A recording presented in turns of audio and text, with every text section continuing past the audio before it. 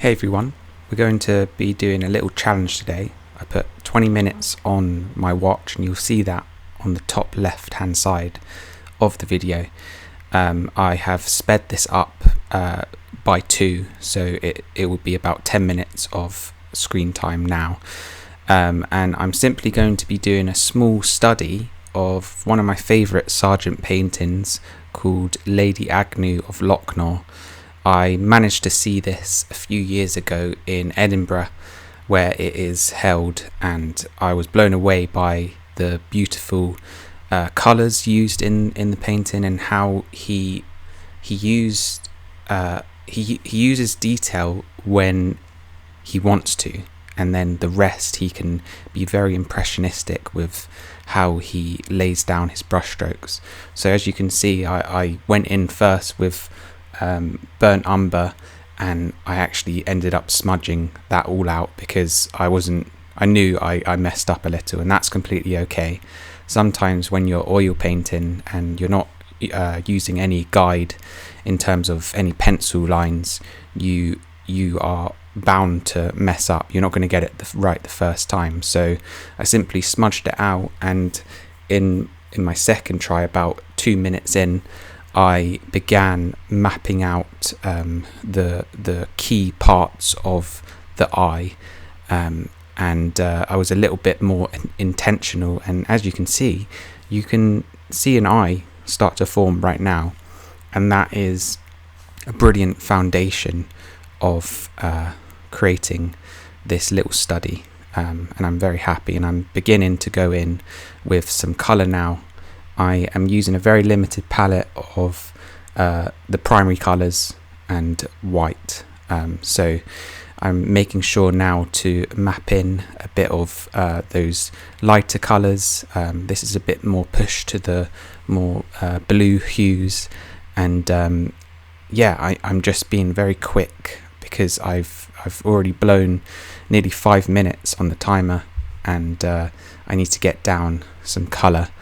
And the intention of creating this small study is to help understand Sargent's use of colour and form, and I'm trying to just combine that and just try to have a little deeper understanding in doing these small studies. I'm trying to understand how he got down his very impressionistic brushwork, but then also maintained a level of detail, especially when you step back. I remember in Edinburgh when I saw this for the first time, you enter the room and it's on the far end of the gallery walls, so you can see it looks like a photo, as if it is a photo, and it's quite amazing.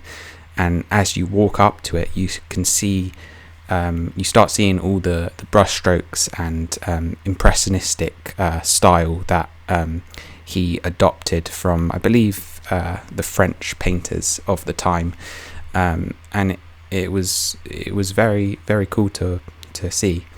So right now I'm blocking in a little bit of the darker colours. Her eyebrow is definitely a dark place, and then also the top of the pupil.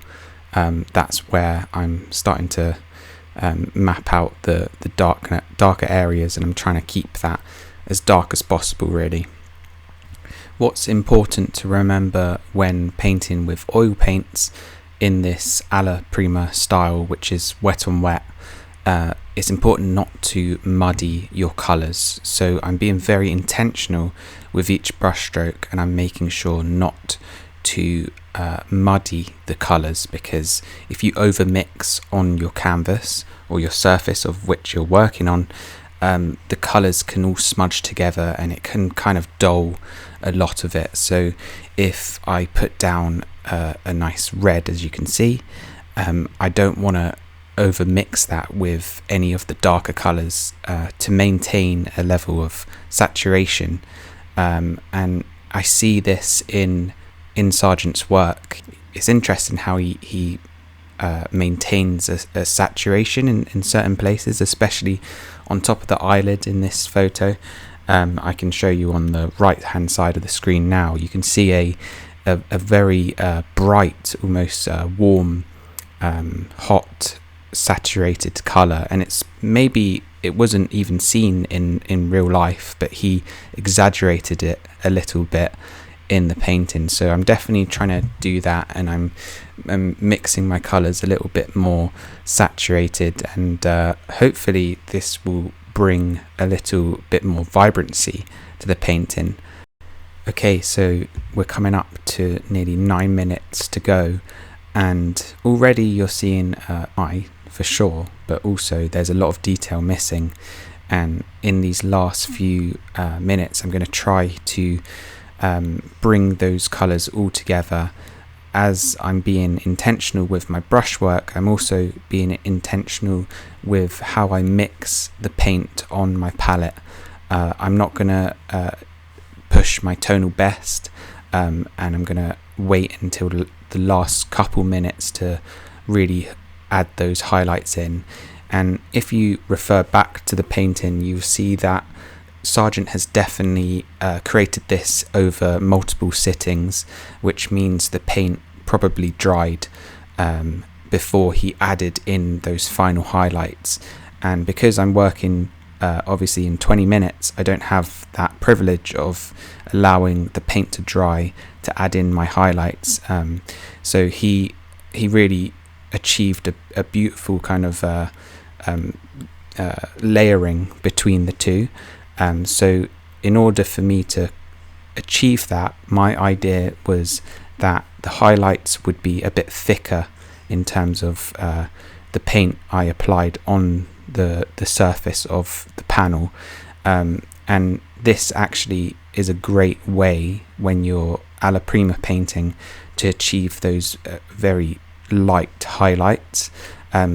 Because you're thickening up the paint, you're also utilizing the light that's surrounding your painting, and as it's hitting your painting, it's hitting those thicker parts of the painting, which in turn brings a brighter highlight to your painting, which is a very cool technique I discovered while doing this. And yeah, I definitely want to continue to paint like that in the future, because that's a very valuable thing to understand, that the thickness of your paint can really bring out certain aspects of your painting, especially in the highlights, which is definitely a very cool thing to use.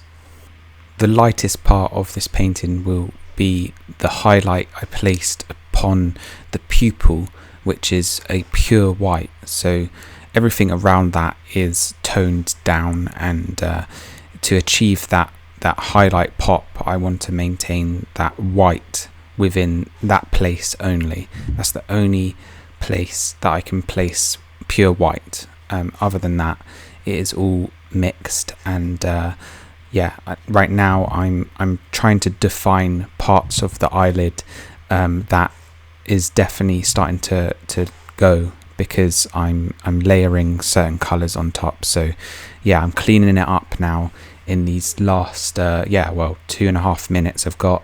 So I'm just mixing simply red and blue to achieve a very deep vibrant colour.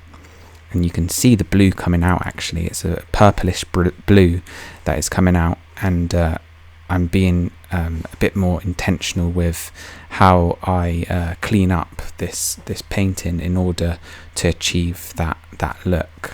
One beautiful thing about painting an eye is that there is a multitude of colours that you can exaggerate, and I think Sargent does that so well.